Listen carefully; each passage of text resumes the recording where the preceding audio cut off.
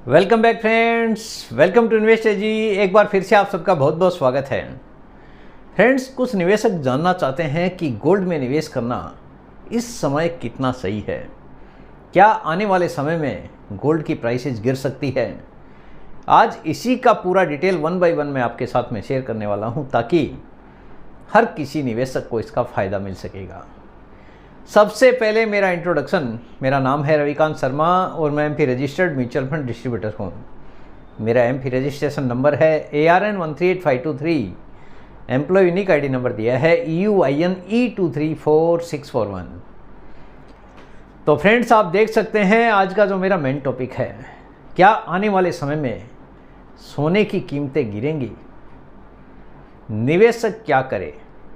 बहुत सारे निवेशक जानना चाहते हैं कि जिस हिसाब से गोल्ड की प्राइसेज बढ़ी है, क्या ऐसे समय में निवेश करना सही रहेगा? गोल्ड बढ़ने के कुछ कारण भी हैं। जिस हिसाब से विश्व में उठापटक लगी हुई है, जब से कोरोना आया था उसके बाद से लगातार सोने की कीमतों में काफ़ी तेज़ गति से वृद्धि आई है। जब भी किसी भी देश हो या फिर कहीं पर भी कोई भी उठापटक होती है तो गोल्ड के प्राइसेस बढ़ना तय है। यानी गोल्ड को एक ऐसे निवेश के रूप में लिया जाता है जो कि काफ़ी ज़्यादा सेफ कैटेगरी में आता है। लोगों को लगता है कि अगर सब कुछ डाउन चला गया, किसी भी देश की अगर अर्थव्यवस्था को मजबूत रखना है तो गोल्ड का निवेश होना ज़रूरी है। इसी कारण जब से विश्व में उठापटक शुरू हुई है, कोरोना के समय में काफ़ी ज़्यादा उठापटक थी। लोगों को लगा था कि जैसे सब कुछ ख़त्म हो जाएगा, उसके बाद से लगातार गोल्ड की प्राइसेज में काफ़ी तेज़ गति से वृद्धि आई है। उसके बाद में रशिया यूक्रेन का वॉर शुरू हो गया और आज हालात ऐसे हैं कि ऐसा लग रहा है कहीं ये वर्ल्ड वॉर में कन्वर्ट ना हो जाए, क्योंकि कभी कोई देश का वॉर शुरू हो जाता है, कभी किसी देश का न्यूज़ आ जाता है कि इस देश में भी वॉर होने वाला है। ऐसी परिस्थिति में गोल्ड एक ऐसा निवेश बन जाता है जो कि काफ़ी ज़्यादा सुरक्षित माना जाता है। इसी कारण से लगातार यहाँ पे प्राइस में वृद्धि देखी गई है। आने वाले समय में क्या होने वाला है, किस हिसाब से बाज़ार इसको रिएक्ट कर सकता है, एक एक चीज़ मैं आपको बताने वाला हूँ। देखिए, एक तरफ अमेरिकी डॉलर से लड़ने के लिए दुनिया भर के सेंट्रल बैंक गोल्ड खरीद रहे हैं, क्योंकि अमेरिकी डॉलर की प्राइसेज अगर बढ़ रही है, उससे अगर टक्कर लेनी है तो दुनिया भर के जो बैंक है वो गोल्ड को खरीदने में लगे हुए हैं। और दूसरी तरफ निवेशक सेफ्टी की तरफ जा रहे हैं तो गोल्ड ETF में निवेश कर रहे हैं, क्योंकि इक्विटी बाज़ार निवेशकों को पैसा बना के देने में सफल नहीं हो पा रहा है, जिसका कारण है कि लोग ETF की तरफ ज़्यादा आकर्षित हो रहे हैं, गोल्ड ETF की तरफ ज़्यादा आकर्षित हो रहे हैं। ETF में तो बहुत सारे इन्वेस्टमेंट आते हैं, लेकिन गोल्ड ETF की तरफ एक निवेशक ज़्यादा आकर्षित हो रहा है, क्योंकि लोगों को भी लगता है कि इक्विटी बाज़ार अगर रिटर्न नहीं दे रहा है, क्योंकि विश्व में उठापटक काफ़ी ज़्यादा है, तो गोल्ड ETF में निवेश करना ज़्यादा फ़ायदेमंद हो सकता है। गोल्ड ETF ने लास्ट के कुछ सालों में लगातार रिटर्न बना के भी दिया है। जहां इक्विटी इन्वेस्टमेंट रिटर्न बनाने में सफल नहीं रहा है, उसके बावजूद भी गोल्ड ETF ने लगातार पैसा बना के दिया है, क्योंकि विश्व की अर्थव्यवस्थाओं में हर जगह पे उठापटक मची हुई है। कभी कोई देश का वॉर शुरू है तो कभी कोई देश का। इसी कारण सुरक्षित निवेश की तलाश में गोल्ड ETF में निवेश करना ज़्यादा सही माना जा रहा है। USA गोल्ड रिजर्व, देखिए USA का जो गोल्ड का रिजर्व है 8000 टन से ज़्यादा है, जो कि विश्व में सबसे ज़्यादा है। यानी जो सोना रखा है रिजर्व के रूप में, वो USA ने सबसे ज़्यादा रखा है। गोल्ड प्राइसेज इस समय ऑल टाइम हाई पे है और लगातार इसके प्राइसेज बढ़ते ही जा रहे हैं। काफ़ी ज़्यादा लोग हैं इससे खुश भी हैं, और कई लोग हैं सोच में पड़ गए हैं कि आने वाले समय में अगर बच्चों की शादी करना है तो ऐसे समय में अगर लगातार प्राइसेज बढ़ते गए तो क्या हमारा क्या होगा, शादी कैसे करेंगे? क्योंकि जो लेवल चल रहा है वो काफ़ी ज़्यादा है, 1 लाख रुपए को क्रॉस कर चुका है और लगातार डे बाय डे इसके प्राइसेस बढ़ते जा रहे हैं। देखिए, जब भी विश्व में तनाव की स्थिति उत्पन्न होती है तो सेंट्रल बैंक गोल्ड खरीदना शुरू करते हैं, जिससे प्राइसेस लगातार बढ़ रहे हैं, क्योंकि सेंट्रल बैंक्स खरीद रहे हैं, ना कि कोई आम आदमी इसको खरीदने में लगा है। क्योंकि विश्व में उठापटक लगी हुई है, इसके लिए एक सुरक्षित निवेश की तलाश में सेंट्रल बैंक्स इसमें इन्वेस्टमेंट कर रहे हैं। ऐसी खबरें भी आ रही है कि यूएसए गोल्ड बेचकर बिटकॉइन रिजर्व करना चाहता है। इसमें कितनी सच्चाई है ये कोई नहीं जानता, लेकिन बीच बीच में ऐसी खबरें आती रहती है कि यूएसए अपना गोल्ड बेचकर बिटकॉइन को रिजर्व के रूप में रखना चाहता है, क्योंकि प्राइसेस काफ़ी ज़्यादा बढ़ चुकी है।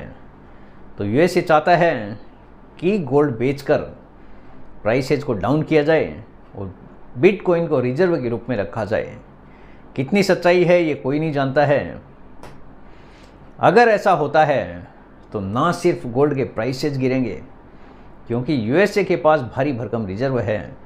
अगर यूएसए अपना गोल्ड बेच देता है तो ना सिर्फ इसके प्राइसेस गिरेंगे, बल्कि डॉलर का प्राइस भी गिर सकता है। यूएसए की रिकवरी तो हो जाएगी, लेकिन दूसरे देश इससे रिकवर जल्दी नहीं कर पाएंगे। अमेरिका की भरपाई तो हो जाएगी, एक तरफ हाई प्राइस पर गोल्ड बेच देंगे, दूसरी तरफ क्रिप्टो करेंसी बिटकॉइन खरीदेगा तो उसका प्राइस भी बढ़ने की उम्मीद है। यानी दोनों तरफ से यूएसए फ़ायदा उठाने के चक्कर में है। क्या बेच सकता है यूएसए, ये भी आपके लिए जानना ज़रूरी है।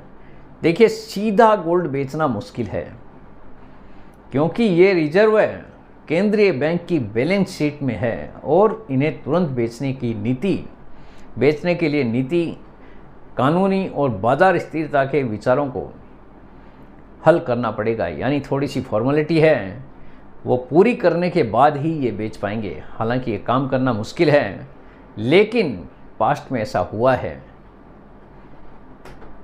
इतिहास का उदाहरण क्या कहता है? देखिए, इतिहास का उदाहरण है कि 1999 से लेकर 2002 में यूके ने आधा सोना रिजर्व दो की 395 टन जो उनके पास रिजर्व था उसका आधा बेच दिया, जिसके बाद में उनकी काफ़ी ज़्यादा आलोचना भी हुई थी।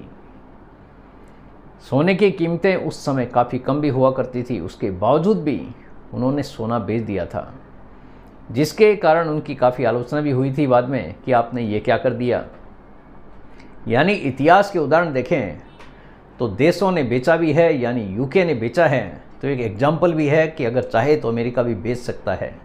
ऐसा नहीं है कि सोना बेच नहीं सकते, बेच सकते हैं। यूके ने अगर बेचा है 1999 और 2002 के बीच में, तो अमेरिका भी ऐसा कर सकता है। अभी देखिए निष्कर्ष क्या निकलता है। यदि आर्थिक परिस्थितियां सुधरती है, जैसे निवेशकों का सोने से हटना, मुद्रास्फीति कम होना, राजनीतिक तनाव में कमी और गिरी कीमतों का गिरना संभव है। अगर ये सब कुछ हो जाता है तो महंगाई कंट्रोल में आ जाती है, अगर लड़ाई झगड़ा देशों का कंट्रोल में आ जाता है, एक स्थिरता अगर आ जाती है तो गोल्ड प्राइसेस गिर सकते हैं। वहीं अगर वैश्विक अनिश्चितता बनी रही, जिस हिसाब से विश्व में अनिश्चितता बनी हुई है अभी, अगर ऐसे ही बनी रही, ब्याज दरों में अगर कटौती हुई या डॉलर कमज़ोर हुआ, तो सोने की कीमतें और भी ऊपर जा सकती है। यानी दोहरा परिदृश्य है। फिलहाल अल्पकालिक गिरावट संभव है, लेकिन दीर्घकाल में बढ़त की भी संभावना से इनकार नहीं किया जा सकता। भविष्य के गर्त में क्या छुपा है ये कोई नहीं जानता। ये आने वाला समय ही बता पाएगा कि किस हिसाब से गोल्ड के प्राइसेस रहते हैं। लेकिन एक निवेशक को निवेश करने के पहले सारी जानकारी होना ज़रूरी है, उसके बाद ही कोई भी निवेश करने के बारे में सोचने की ज़रूरत है। यानी आप जो भी निवेश करते हैं, चाहे इक्विटी में करें या फिर गोल्ड में करें, अगर आपका लंबा नज़रिया है तो ही आप निवेश करें, और पैसा वही लगाना है जिस पैसे को निवेश करने से आपका पेशेंस ना डगमगाता हो, क्योंकि बाज़ार में उठापटक आज भी है और आने वाले समय में ही ऐसे ही देखने को मिल सकता है। तो फ्रेंड्स, उम्मीद करता हूँ आपको आज का वीडियो पसंद आ गया होगा। वीडियो अगर पसंद आ गया, वीडियो को लाइक करना, शेयर करना बिल्कुल मत भूलिए। बेल आइकन पे ज़रूर क्लिक करके रखिए, चैनल को ज़रूर सब्सक्राइब कीजिए जितने ज़्यादा लोगों के साथ में हो सके शेयर कीजिए ताकि हर किसी को इसका बेनिफिट मिल सके। Thank you very much friends, thanks for watching this video.